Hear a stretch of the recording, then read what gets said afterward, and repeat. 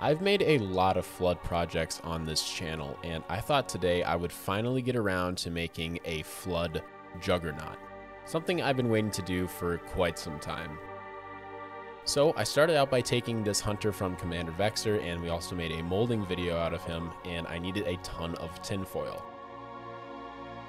I'm going to be using the tinfoil to wrap around the top of the hunter and really make the ginormous shape that the juggernaut has without using a absolute crazy amount of green stuff. This probably saved me like $20 or $30, so I would recommend doing the same thing if you ever make your own flood juggernaut.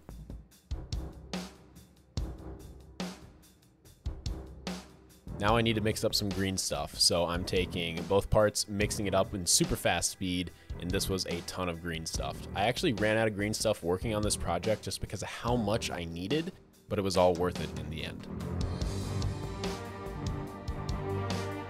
I started placing down the green stuff on top of this tinfoil ball, and I started just laying it down all around. Didn't really worry about if it looked good or anything right now, considering more was going to go on top of it, so I just needed a base of green stuff.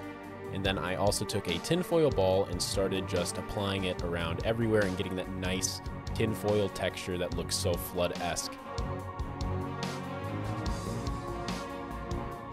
Then I put a piece in the middle, sculpted it out a little bit, and added a few Clash on the Ring infection form tendrils on the very top. Also wanted to give it some different lines here, so I'm just going to be sculpting it out with my green stuff and adding a few different places just to mix it up and not make it look so plain. I'm going to be adding a grunt head on the very top, adding a few human heads all around. This thing has a lot of biomass, so it's been eating a lot of yummy humans and other aliens. And then I need more marines. These are like 16 marines or something crazy like that from the Mongoose Rally set. I got a ton of them on sale when Target was doing a huge sale, so I figured this would be a perfect time to use some of these marines. And what I really needed on these marines were the upper arm pieces, and I needed like 16 of them or so on each side, so I got to just taking them all off, and this kind of hurt my fingers, I'm not gonna lie, but it's what had to happen. Now I'm going to be working on the legs a little bit. I wanted to make these look all flood-esque as well. I didn't want to keep them with the normal hunter look, so just a little bit of green stuff around, not super thick, and just use my tinfoil ball and got some really nice texture in it as well. So I made some cardboard points, and then I just added green stuff around that for the claws in the front, and those looked pretty awesome. Still adding more green stuff to the very top after about 2 layers of green stuff already, and this is just going to continue to add detail, which we desperately need to make this thing look awesome.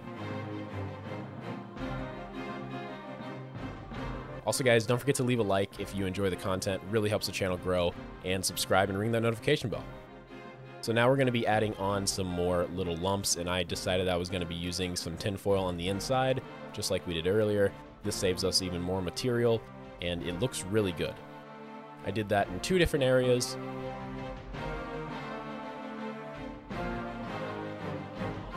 And then I attached the arms on each side.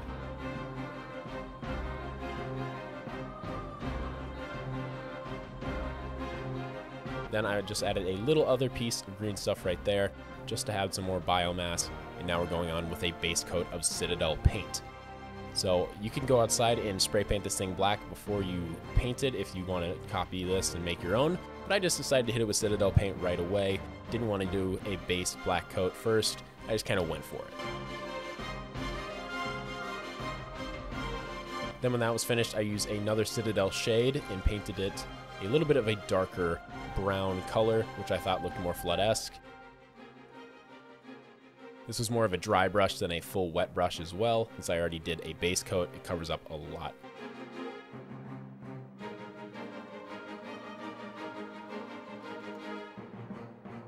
Then I went over with a little bit of a skin tone color just to add a little bit different kind of texture and get into some of those grooves and nicks. And then I went over it with a darker brown as well. I want to add a bunch of different colors as possible. Added some red to the front of the tendrils. Then I added red everywhere else just to make it look like the infection was a little bit irritated, or just to add a lot more color to this thing instead of keeping it just the same base color all the way around.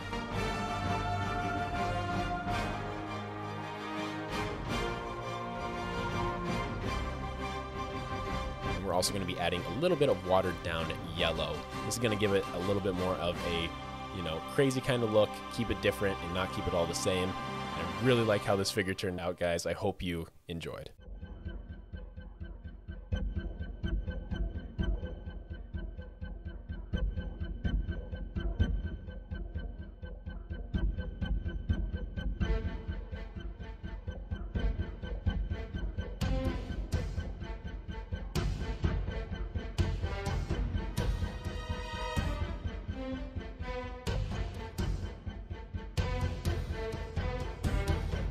Hey, thanks so much for tuning in. I really appreciate it, guys. Hope you all have a great rest of your day, evening, or night. More awesome videos to come, so definitely be ringing that notification bell so you don't miss out. Anyway, I'll see you guys all later.